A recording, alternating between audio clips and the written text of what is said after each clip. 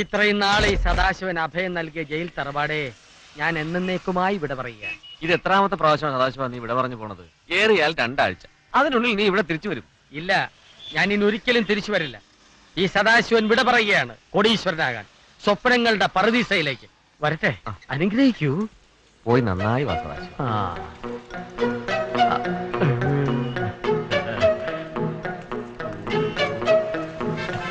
സദാശിവ, ഞാൻ എടുത്തില്ല. വണ്ടി എടുക്ക. എങ്ങോട്ടാ? സ്വപ്നങ്ങളുടെ പറുദീസയിലേക്ക്. മനസ്സിലായില്ല.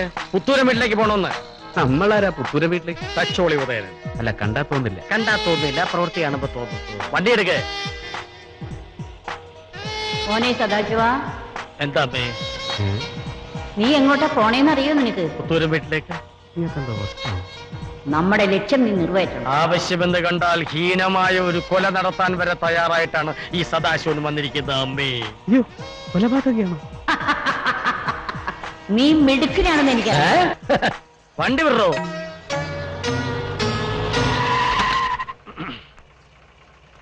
എത്രയായി? 100 രൂപ.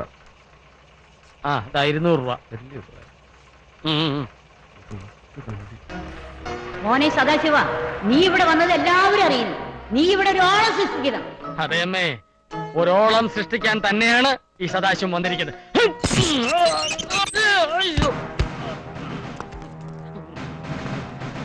ഇവിടെ എഴുതി വെച്ചിരിക്കുന്നത് കണ്ടിട്ടോ?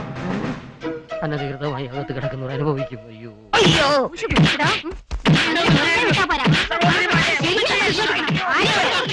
എന്താ ഇവിടെ?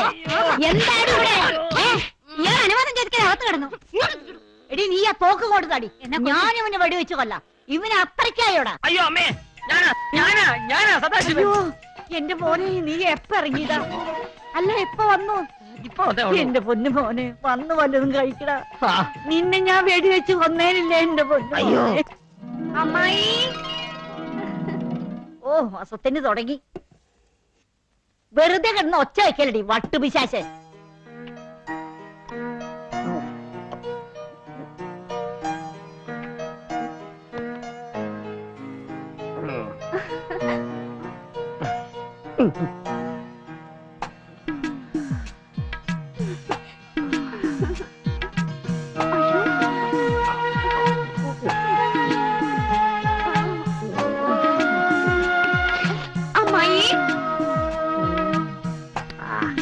അമ്മായി, എന്താ മോളെ?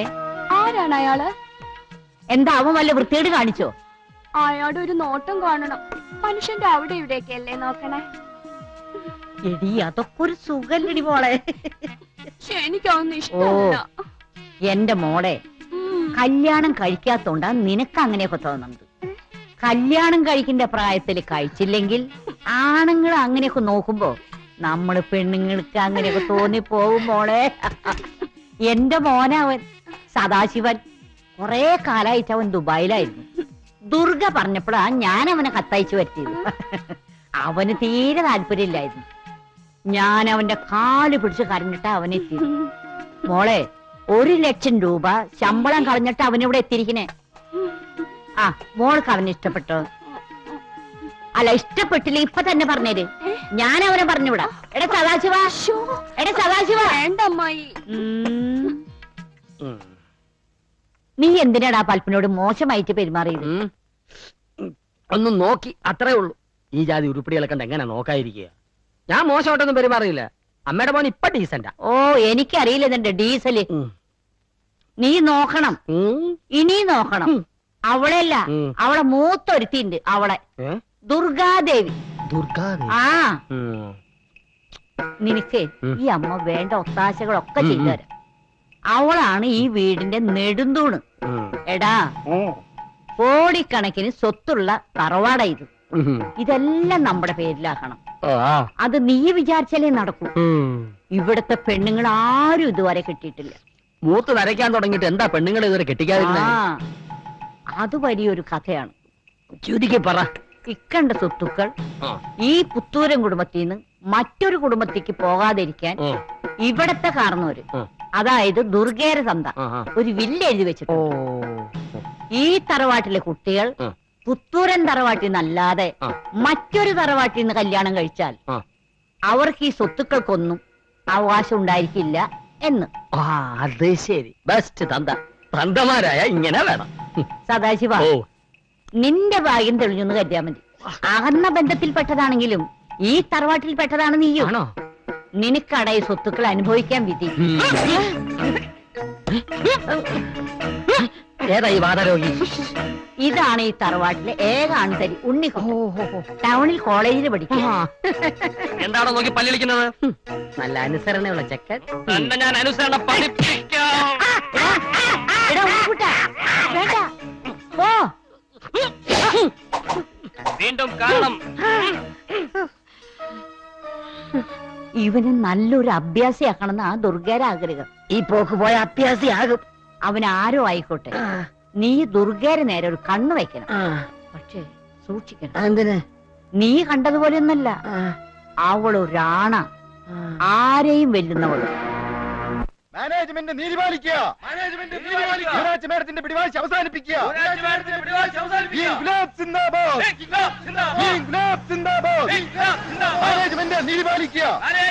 മാനേജ്മെന്റ് നീതി പാലിക്കുക. ഇൻക്ലാബ് സിന്ദാബാദ്. മാനേജ്മെന്റ് നീതി പാലിക്കുക. വെറുതെ ഒരു സീൻ ഉണ്ടാക്കാതെ വഴി മാറുന്ന നല്ലത്. ഇൻക്ലാബ് സിന്ദാബാദ്.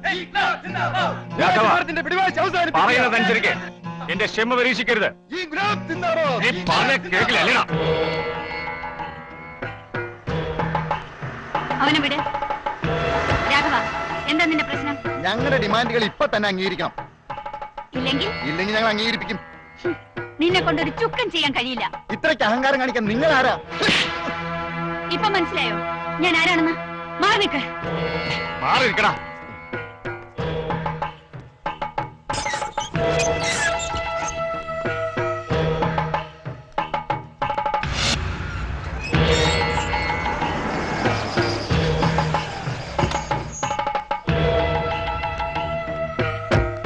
പാതാരവിന്ദങ്ങളിൽ നമസ്കാരം.